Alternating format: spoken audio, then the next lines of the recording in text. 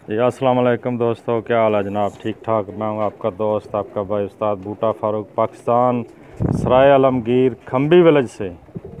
जी दोस्तों, इससे पहले भी मैं इस छत की 2-3 साल पहले वीडियो शेयर कर चुका हूँ। तो आज मैं दोबारा शाका भाई की दावत पे आया हूँ।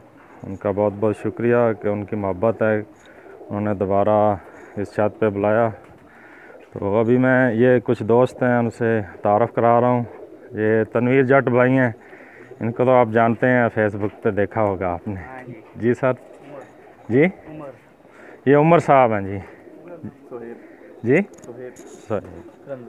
जी जी माशाल्लाह माशाल्लाह माशाल्लाह माशाल्लाह। सलमान भाई जी।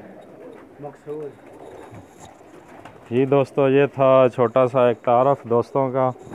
तो ये अभी कुछ छत के मनाज़र मैं आपको दिखा रहा हूँ। आफ़ताब भाई और शाका भाई और सलमान भाई की ये छत है, सराय आलमगीर के बिल्कुल पास ही खम्बी शरीफ।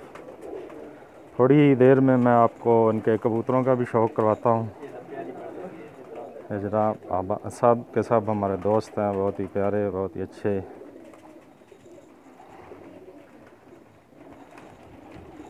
ये जनाब हमारे तनवीर भाई हैं, काफ़ी अरसा दराज तक सऊदीया में भी रह के आए हैं माशाल्लाह।